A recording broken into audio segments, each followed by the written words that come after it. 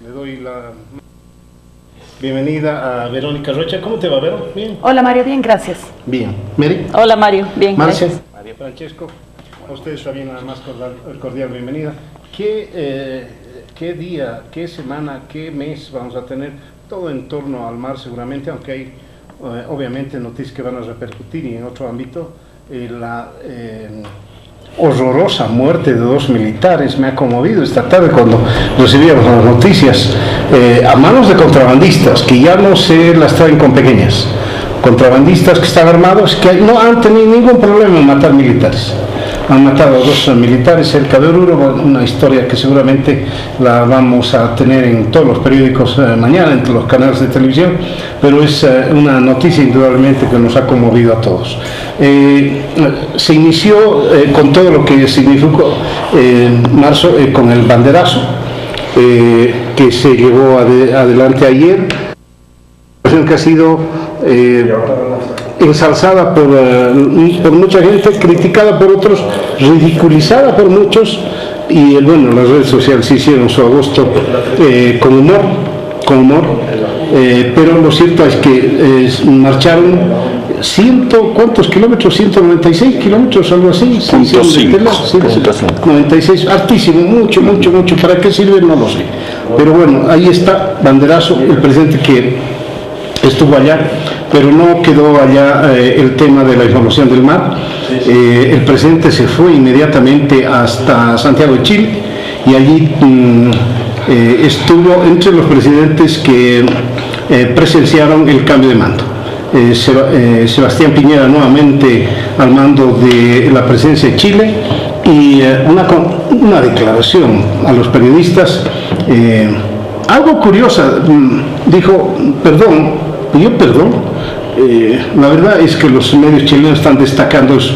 Pidió perdón al pueblo chileno por las interpretaciones que se pudieron haber dado a sus tweets.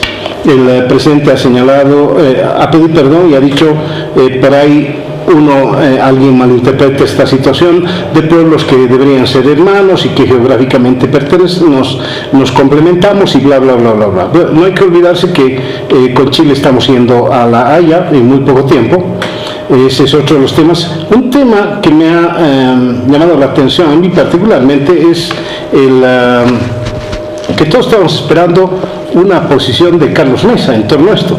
A mí me pasa, le había dicho no al presidente.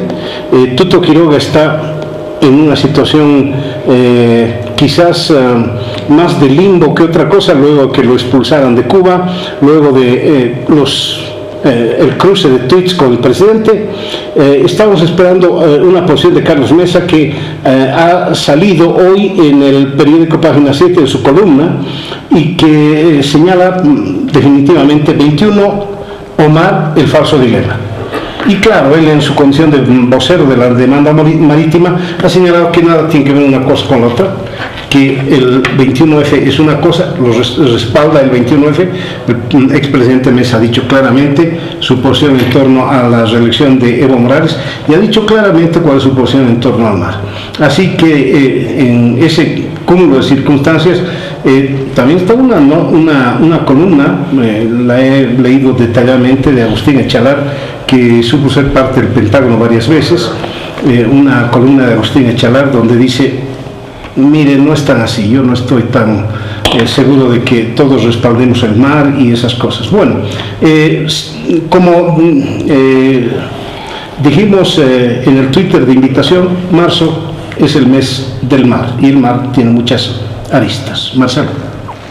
Bueno, yo voy a comenzar un poco hablando del banderazo, si quieren, porque creo que como construcción de relato simbólico podemos tener, digamos, lecturas de no me ha gustado, me ha gustado, y creo que en general el tono de la opinión pública no ha sido tan positivo en este aspecto, pero además yo destaco el hecho de que igual como la declaración de Jaime Paz, igual que esto del banderazo, sirve para titular, pero de un día.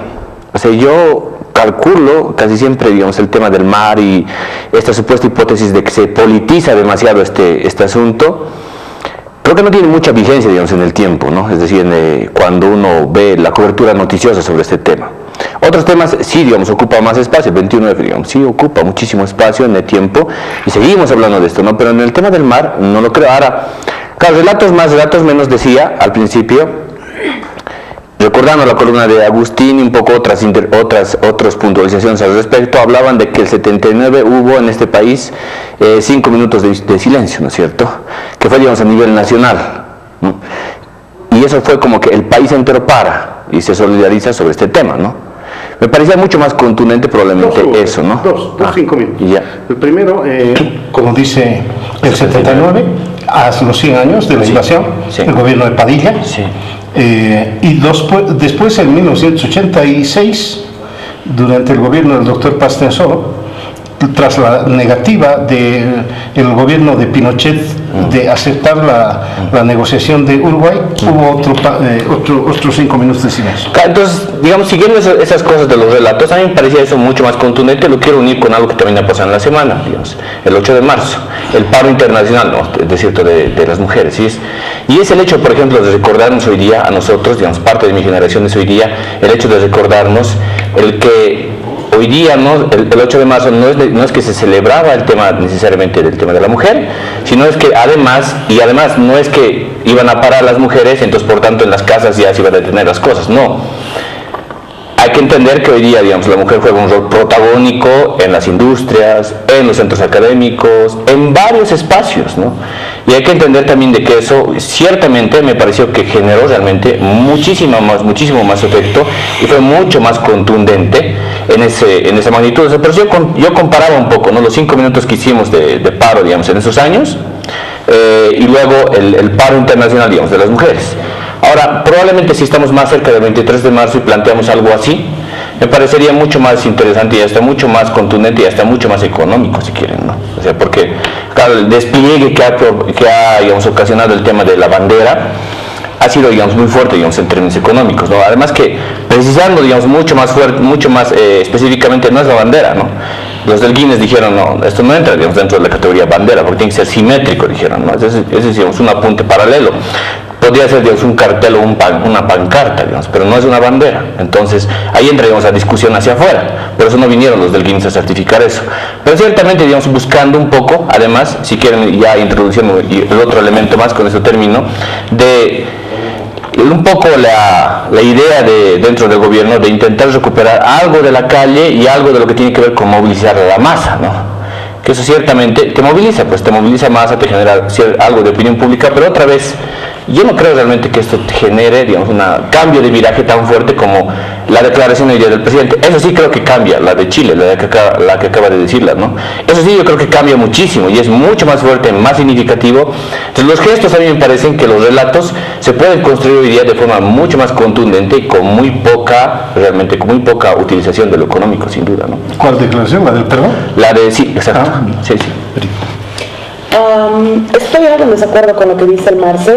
He estado mirando un poco cuáles han sido los resultados de lo que ha sido la cobertura del banderazo, y a reserva de que personalmente pueda pensar que es algo de lo que definitivamente podríamos prescindir, no soy muy amiga de las banderas en general, pero una vez que se ve el despliegue, que es cierto que ha sido muy grande, yo hacía este conteo y claro, después encontré una nota en La Razón que ratificaba esto, un poco cuál es esta distancia, digamos, entre las agendas que hacemos dentro del país y cómo son reflejadas internacionalmente. Yo me acuerdo, Mario, que en algún programa que tienes, en algún programa de Radio Compañera, señalabas que te llamaba la atención que el tema del paro que había habido el 21F no había tenido repercusión en medios internacionales. Yo después hice una búsqueda y encontré en un par de medios peruanos la repercusión del paro del 21F, pero es cierto que muy pocos medios internacionales lo habían cubierto, cuando eso había tenido una gran incidencia en el país porque realmente había levantado todas las pasiones y posturas políticas y estaban totalmente en agenda, y ese era el tema del 21F. Creo que en el caso del banderazo, a reserva del debate que podríamos haber tenido internamente y de los gustos, disgustos que podría haber en torno a ello, se ha logrado lo que dice Marce, que creo que es lo que se buscaba, ¿no? Un impacto a nivel internacional. Hoy día La Razón reflejaba en una nota que por lo menos 15 medios internacionales habían dado cuenta del banderazo. y se olvidaba entre esos 15 medios a la BBC, que me parece que no es menor, ¿no? Entonces, en efecto, es algo que llama la atención, que genera una agenda chiquita, agenda muy efímera, muy fugaz, es cierto, pero que finalmente creo que tiene ese cometido, ¿no? Creo que esa es una cosa que es importante resaltarla, porque finalmente ese creo que era el fin que se buscaba. Obviamente no se espera, no creo que nadie en el país espere que el hecho de haber hecho este despliegue ayer cambie algún resultado en La Haya, ni mucho menos. Creo que todo el país tenía conciencia de ello y creo que no se han levantado discursos a nombre de que esto va a generar otra cosa más que relatos simbólicos, cohesión y demás, ¿no? Eso por un lado.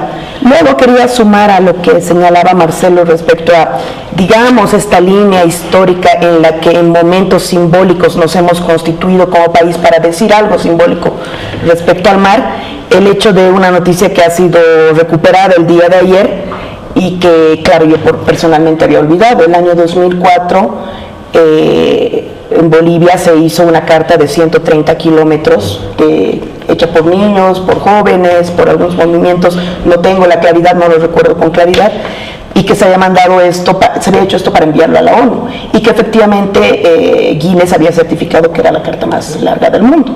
Eso de estar en los registros, la noticia así recuperada de esa manera, etcétera.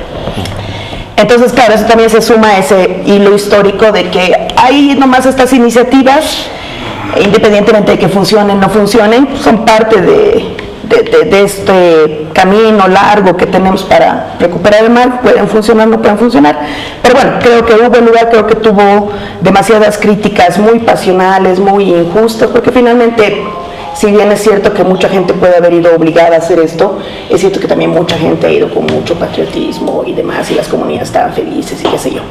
Entonces eso ya se ha dado la vuelta a la hoja, creo que ya está puesto en escena.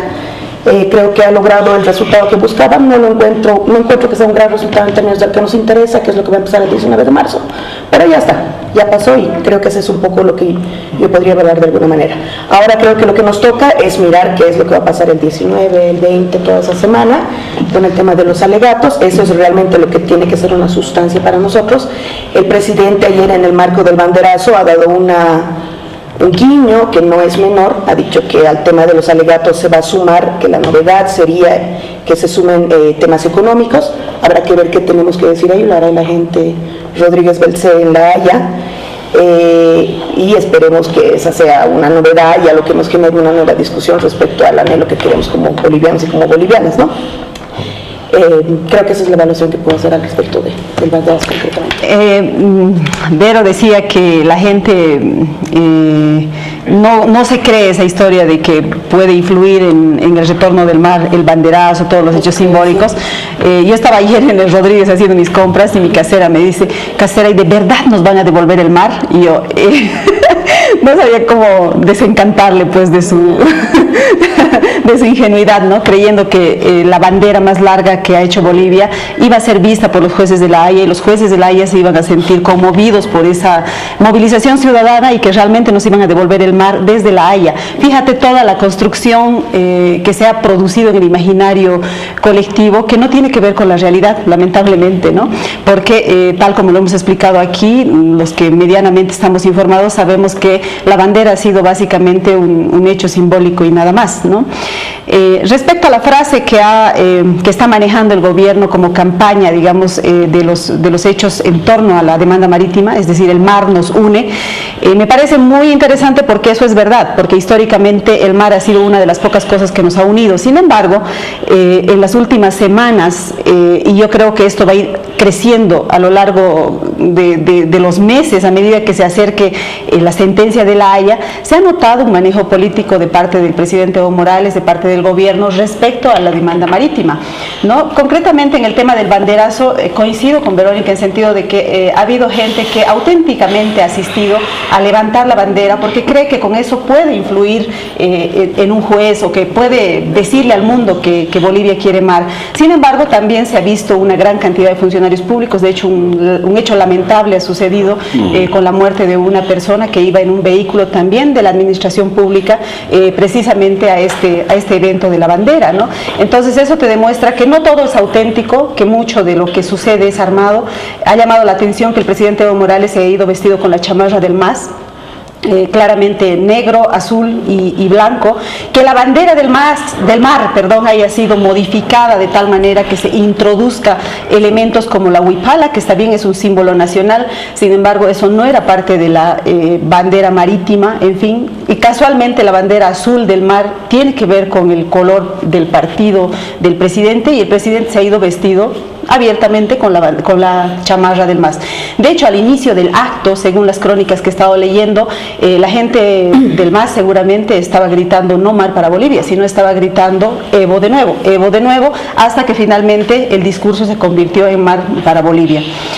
Ahora, respecto al viaje del presidente a Chile, me ha parecido ver a otro presidente, me parecía que no era el presidente Evo Morales quien estaba hablando, me parecía que hoy se hubiera graduado de diplomático con todas sus credenciales, porque ha dado una conferencia de prensa para medios chilenos, en la primera parte leída, en la segunda parte respondiendo preguntas de los periodistas, en las que básicamente ha ido a tender la mano hacia la confraternidad, a ofrecer diálogo y a decir, ojo hermanos chilenos, no escuchemos aquellas voces que intentan separarnos, que intentan dividirnos. Y yo dije, bueno, quizás el presidente tendría que escucharse a sí mismo, porque la hostilidad de sus mensajes a través de el Twitter son, pues, es muy fuerte. De hecho, cuando le han preguntado sobre este tema, él ha pedido disculpas, no ha dicho la palabra perdón, pero sí ha dicho, si alguien se ha sentido ofendido en Chile, los hermanos chilenos, les pido disculpas por estos mensajes que han sido tergiversados, ¿no? Entonces también le echó la culpa a terceros respecto a esos mensajes. En todo caso, me parece que es el mensaje que debía llevar el presidente a Chile. No creo que se hubiera visto bien un presidente haciendo desplantes, es decir, haciendo parafernalia del tema del mar, ni llevando la bandera marítima, digamos, a presentarla en Santiago. Creo que ha jugado un papel diplomático como debería haber sido.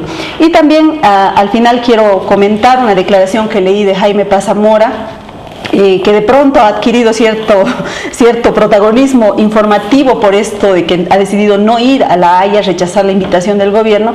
Él dice que el presidente Evo Morales cada vez está haciendo menos méritos, digamos, para convertirse en un negociador válido con Chile. Lo que pasa es que en la Corte de La Haya lo que Bolivia va a conseguir, lo máximo que va a conseguir es que digan, negocien para que Bolivia tenga un acceso soberano al mar. Y para entonces Bolivia va a tener que poner a su negociador, es decir, una representación política de esa negociación va a ser sin duda el presidente del país, quien sea, ¿no es cierto?, a quien le toque negociar con Chile. Y según la lógica de Jaime Paz, el presidente, con esta hostilidad en contra de Chile durante estos días, que en realidad no llevan a nada, solamente para público interno y no así para los jueces de La Haya, lo único que hace es inhabilitarse como posible negociador con Chile, ¿no? Ese dato me parece interesante.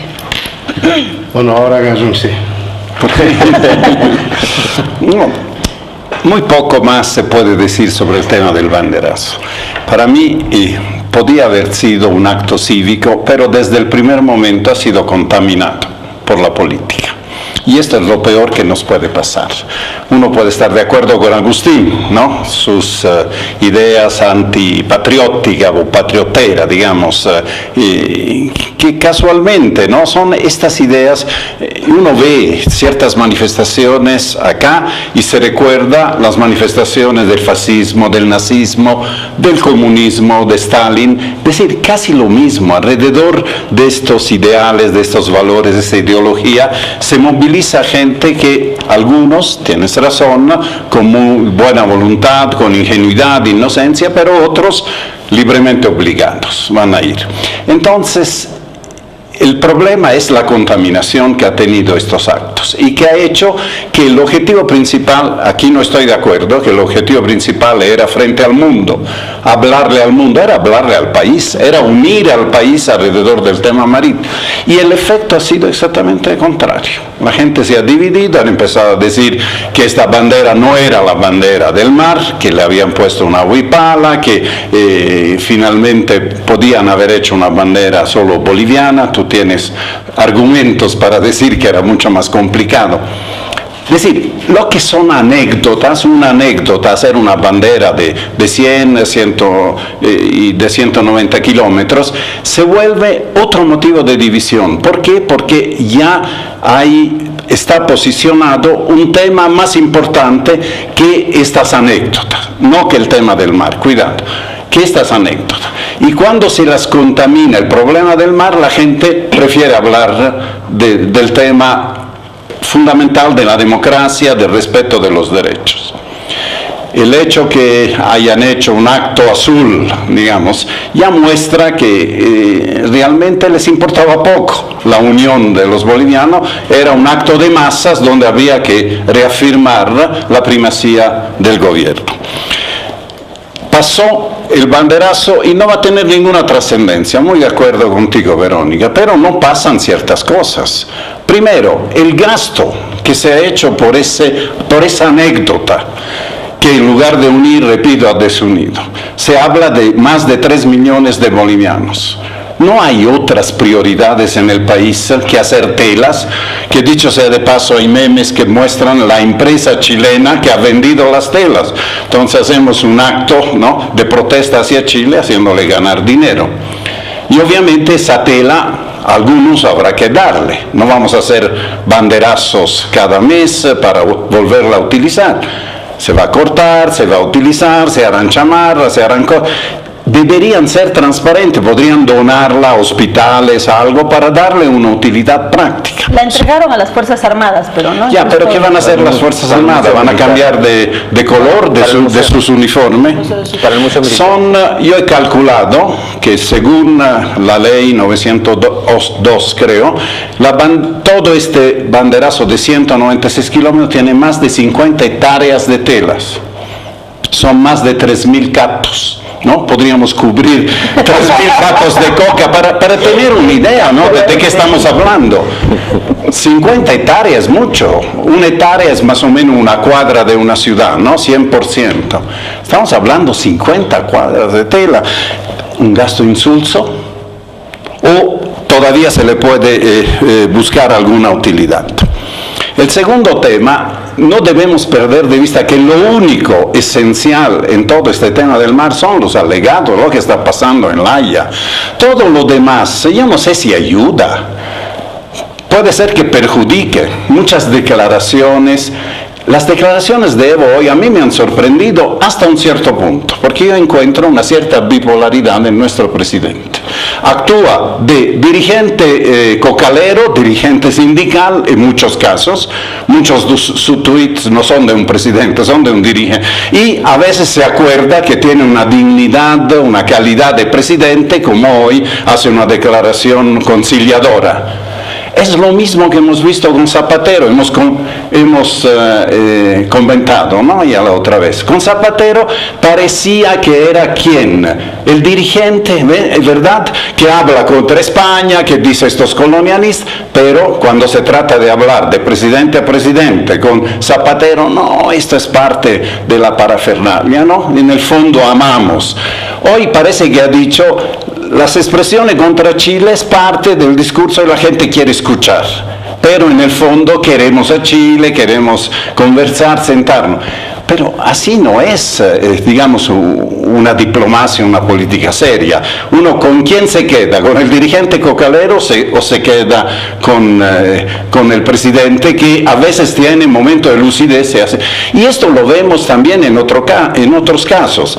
Como dirigente cocalero, me salgo un poco del ámbito del mar, ¿no? Yo le he escuchado varias veces a Evo hablar contra los biocombustibles. ¿O no? Siguiendo a Fidel Castro, decía, los cultivos de la tierra son para alimentar la gente, no para alimentar las máquinas. Un concepto que parece correcto, solo que en Cuba, donde ha nacido, no se aplica. Ahí hay tabaco y ron, y dime con qué alimentamos a la gente, tabaco y ron. Son cultivos que tienen valor económico, con lo que uno gana puede hacer, pero así, radical, ¿no? Sirve para eso. Y ahora firman un memorándum de intención, un convenio con los cañeros para producir etanol y añadirle a la gasolina. ¿Por qué? Porque ya no producimos suficiente gasolina por la política energética totalmente equivocada. ¿Tienes un tercer punto de esto? Sí. ¿Me lo puedes dejar para las... Ya, está bien, señor. Sí, hay un tercer punto. Por favor, vamos a los mensajes.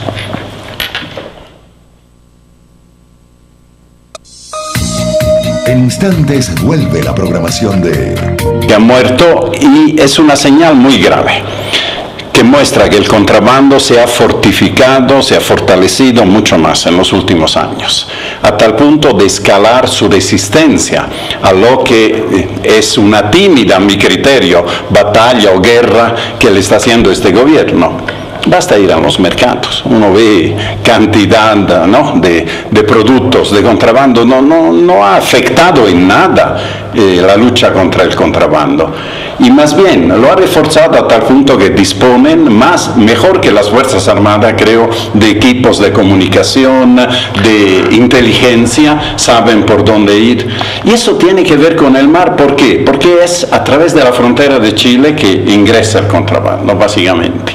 Entonces, unas buenas relaciones con Chile deberían ir hacia mecanismos que ayuden del otro lado, porque del otro lado no es fácil zafarse. Tienen carretera, tienen patrullaje, tienen medios, pero parecería que al otro lado cierran un ojo, y en Bolivia tenemos obviamente 1000 caminos, tenemos algo, la corrupción en las comunidades campesinas, esta famosa reserva moral de la humanidad, a mí nunca me ha convencido, ahora menos que nunca. Es decir, para sobrevivencia también, no tienen otra manera de vivir, se han vuelto cómplices de esta actividad ilícita que es el contrabando.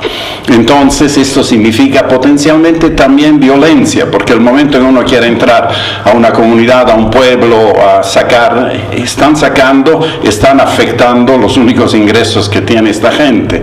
Es decir, se necesita realmente repensar profundamente la lucha contra el contrabando, y eso tiene que ver hasta con el modelo económico, porque si la inflación no sube en el país a pesar de la balanza comercial, a pesar de tantas cosas, es porque siguen baratos los productos gracias al contrabando. Si eso pagaran impuestos, subirían muchos de los productos que compramos en los mercados, y esto haría que evidentemente hubiera una inflación. Si no hay inflación es porque el contrabando conviene al modelo económico. Pero debe haber un equilibrio. Cuando se llega ya a matar miembros de las Fuerzas Armadas, creo la reacción tiene que ser contundente. Yo recuerdo que hubo un antecedente que podía haber funcionado, no desde las Fuerzas Armadas, sino más bien desde la parte de la Cancillería. ¿Recuerdan cuando hubo el problema de los militares y los funcionarios de aduana que se pasaron la frontera? A producto de eso se generó una reunión que me pareció muy productiva, la Comisión de Fronteras, que se desarrolló, si no me equivoco, en Santa Cruz, ¿no?, entre Bolivia y Chile. ¿Te acuerdas que despidieron después a funcionarias bolivianas? No, pero que ayudaron. Y ese tema me parecía mucho más interesante en los términos en los que nos podía servir a nosotros, justamente para tocar este tema del contrabando y el control de las fronteras, ¿no? Frente a eso, claro, tienes luego, por parte de la voluntad del Estado, que me parece que es muy débil ahí, una dirección de fronteras que la ocupa la policía, y que estaba leyendo hace poco, hace meses atrás, la prensa, y decía: esa dirección de fronteras tiene solamente 2 miembros, es decir, 2 personas, el director y el chofer, es decir, 2 policías y un motorizado. O sea, yo no sé si con eso, digamos, alcanza para cubrir, digamos, una frontera realmente. Es decir, la debilidad operativa sí la veo, y la veo en los términos de los que son los policías y militares, ¿no? Debe haber una debilidad operativa frente a eso, digamos, los contrabandistas, que ciertamente tienen ahí adentro una estructura bien armada y bien montada en toda la frontera. Pero sí, la parte de la Cancillería me parecía que podía haberse reforzado de alguna forma, porque hoy día, si esto se llega a confirmar realmente de que los contrabandistas fueron quienes asesinaron a esos militares, ya no estamos hablando solamente de contrabando, creo yo, estamos hablando de crimen organizado también. O sea, yo creo que ya es una cosa con un nivel de atención que debería ser mucho más urgente y mucho más expedito, ¿no? Ya no estamos hablando solamente de un camión o 2 camiones, estamos hablando de vidas humanas. Y ahí una de las cosas que son muy fuertes y muy importantes, por eso recuerdo un poco la frontera, digamos, México con Estados Unidos, ahí ya no hablan tanto también del tema de la droga, que sí lo hay, los carteles, pero también es el tema del crimen organizado. Y cuando ocurre este tipo de fenómenos, yo creo que deberíamos estar mucho más alertas, porque en esos espacios se generan cuestiones que son mucho más delicadas y mucho más peligrosas en todo caso, ¿no? Me parece que realmente se podrían haber hecho algunos esfuerzos ahí, ojalá que se pueda retomar, digamos, esa línea de lo de la Comisión de Fronteras, que creo que era lo más saludable, y luego potenciar un poco, digamos, la parte de lo operativo, decía, ¿no? Habrán pensado los contrabandistas que los militares estaban en Oruro marchando con la bandera y que podían meter, pero eso ocurre prácticamente todos los días. Sabes que el tema es absolutamente preocupante porque yo creo que tiene que ver también con esta cultura de irrespeto a la ley que hay en Bolivia, y lamentablemente esta cultura, si se le puede llamar así, está alentada por los propios mandatarios, ¿no? El apego abstracto a la norma de parte del vicepresidente, el método nomás del presidente, es decir, ¿quién cumple las leyes al final en el país? Y tiene que ver también con el surgimiento de grupos poderosos en el país. Por un lado están los cocaleros, que han sido legalizados, porque si no igual estarían en una situación de ilegalidad, que han sido legalizados con la ley de la coca, que mueven bastantes cantidades de dinero. Estamos hablando básicamente de los cocaleros del Chapare, y también estamos hablando de los comerciantes. Seguramente entre los comerciantes existen grupos legales, pero también muchos grupos ilegales. Se habla de unos millonarios que hacen bodas virales, que traen grupos carísimos para sus fiestas, es decir, se habla de otra forma de vida en torno al contrabando en Oruro. Y no solamente es Oruro, sino también son todas estas poblaciones que definitivamente se han convertido en cómplices del contrabando, y así lo hace notar la presidenta de la aduana cada vez que se presentan este tipo de problemas. Hace poco yo recuerdo que incluso salieron con un tanque del ejército para disuadir a los contrabandistas. ¿Por qué? Porque estaban armados con dinamita, ¿no? Y por lo visto no solamente están armados con dinamita, y estamos hablando de zonas liberadas. ¿Por qué? Porque el Estado no puede tomar el control de esos lugares. A ver que vaya la policía, a ver que vayan los militares. Pasa exactamente eso que pasó ahora. Cuando intentan perseguir, pues se produce la violencia. Y es absolutamente lamentable porque esto va a ser muy difícil de controlar. Yo creo que esto es un problema que apenas está comenzando. Es decir, han habido ya algunas señales muy graves de violencia, con muertos, uno que otro por aquí, uno que otro por allá. Y hoy ya se produce este hecho horroroso. Han circulado unas fotografías que estamos hablando de ejecuciones, ¿no? Son unas fotografías absolutamente de terror, y una pena que realmente las autoridades no puedan tomar el control de esta zona.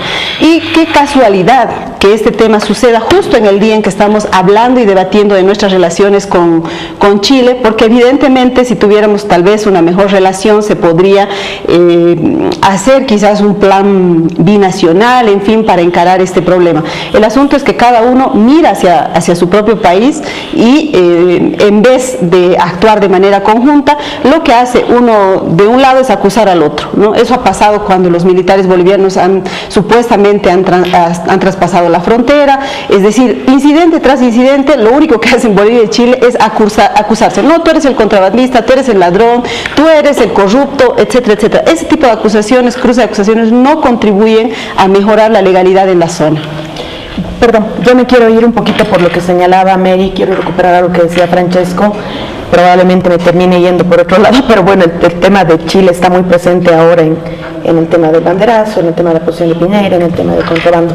Leía yo en La Razón una nota que se hacía con una fuente diplomática chilena, no revelan el nombre de la fuente, pero esta fuente habría dicho una cosa que me llamó la atención y que lo recuperó mucho cuando Francesco hacía su análisis, que decía: nosotros queremos tener un trabajo conjunto normal con Bolivia, pero eso pasa por tener una relación diplomática normal. Es decir, esta fuente diplomática chilena estaría dando cuenta de que la lectura, digamos, o por lo menos una lectura en alguna parte de la diplomacia chilena, es de que ciertamente nuestras relaciones bilaterales están enrarecidas. Y eso tampoco no es ninguna novedad, ¿no? Como estamos focalizando todos nuestros esfuerzos en el tema de la Haya, creo que siempre es importante recordar que nuestra relación con Chile ni termina ni se acaba con el tema de la Haya, ¿no? Es una relación mucho más amplia, que tiene muchas más aristas y que hay que seguir trabajando. Hay buenas experiencias, la experiencia que recuperaba Marcelo no es menor, ha sido una experiencia con un trabajo diplomático muy pulcro, muy bien visto desde los dos lados, esto que lleva adelante una exdirectora de la Cancillería con la Comisión de las Fronteras. Creo que hay que recuperarlo, si es que está, por lo menos hay que relevarlo mediáticamente para dar algunas señales, tanto para Chile como para nosotros. Y me llamaba la atención, eso por un lado con el tema del contrabando, creo que es algo urgente, creo que es algo pendiente, creo que es algo que hay que mirar, sí, desde una mirada interna, mirar un poco nuestras dinámicas, cómo la afrontamos como sociedad, qué se tiene que hacer, qué se tiene que reforzar institucionalmente, etcétera, etcétera, pero también ponerlo en un marco en el que va a estar siempre, que es nuestra relación con Chile. Entonces, en ese sentido también hay que trabajarlo. Y me llamaba la atención de este reportaje, el tema que el reportaje en sí, la nota en sí, titulaba algo así como Chile está atenta a lo que hace Bolivia, que es lo que decía este diplomático chileno. Y me llama la atención precisamente porque hoy se ha posesionado el nuevo presidente de Chile, que es nada menos y nada más que Sebastián Piñera, que es una persona con la que ya sabemos cuál es el trato. Bolivia ya tiene una experiencia diplomática con él porque es la segunda vez que gobierna, entonces ya sabemos la postura que tiene, creo hoy muy legitimada y muy radicalizada respecto a su postura en Bolivia, ¿no?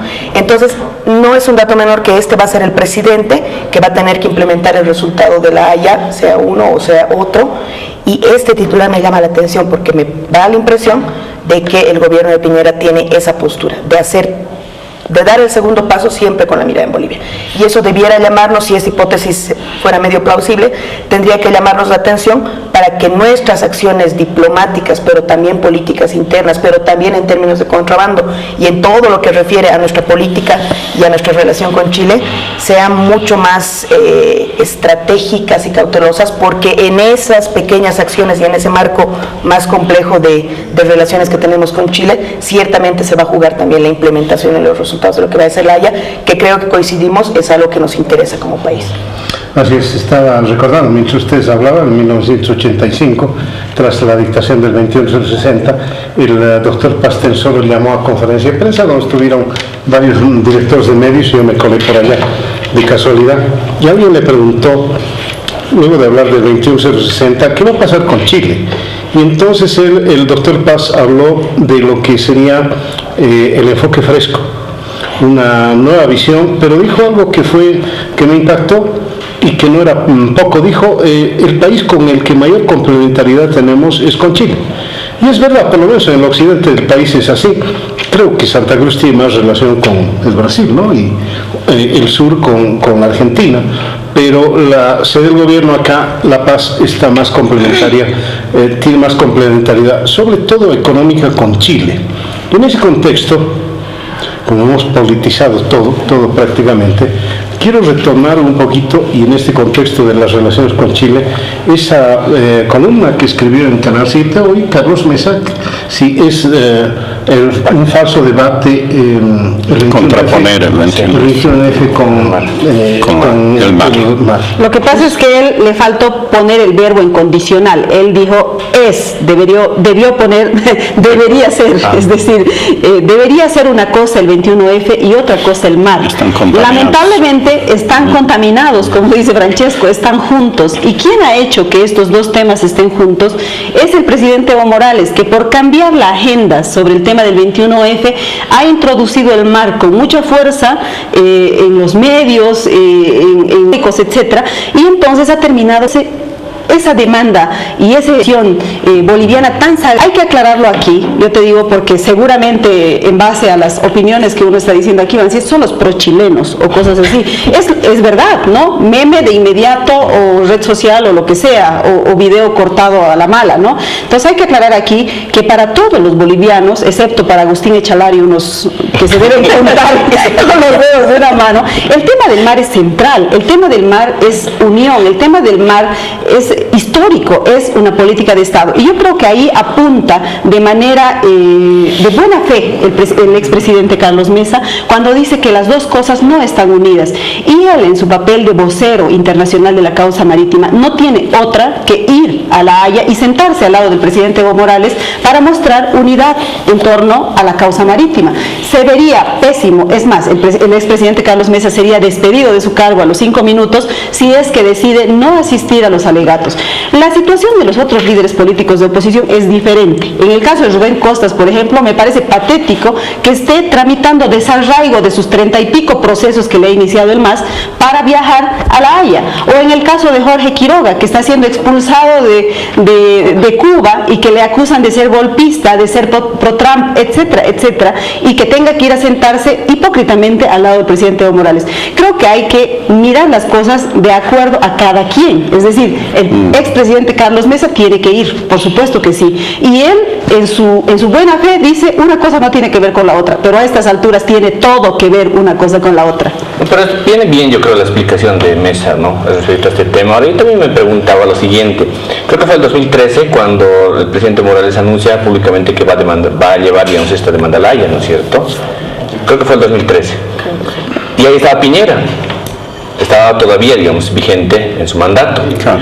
Entonces ahora mi pregunta es, ¿habrá aprendido cómo será, digamos, la forma en la cual va a reaccionar y va a administrar justamente esto? Porque otra vez le vuelve a tocar. A Bachelet le tocó un poquito, pues fue un poco la primera etapa, si quieren, pero ahora la etapa de la definición le vuelve a tocar a Piñera, ¿no?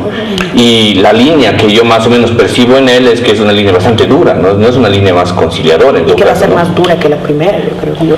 Sí, pero esa es mi duda, ¿no? Si va a ser más dura que cuando recibió, digamos, la demanda, o va a ser, digamos, más suave, porque además, un dato más ahí adentro, él es el que recibe también el fallo contra Perú, creo, ¿no es cierto?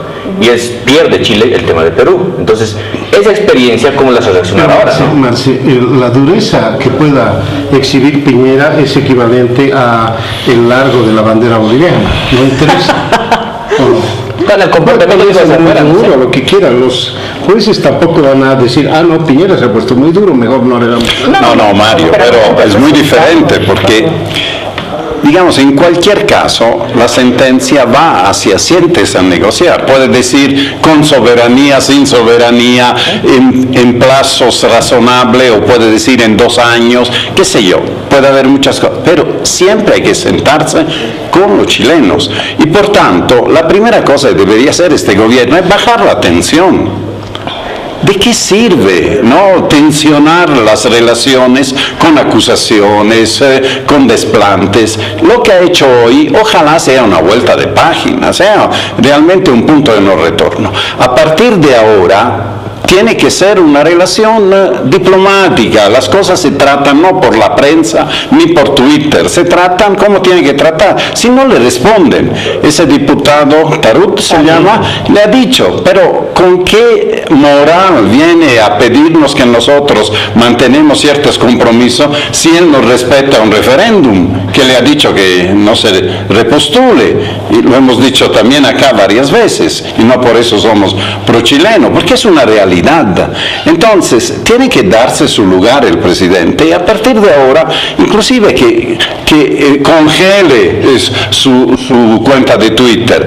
Gran parte del problema con Jaime Paz es por eso, esta bipolaridad, ¿no? Él se acuerda cuando era dirigente y a Jaime Paz le dice de todo, que los ríos de sangre, además se equivocaron de fecha, ¿no? Del 1995, no sé, o 87, no sé cuánto.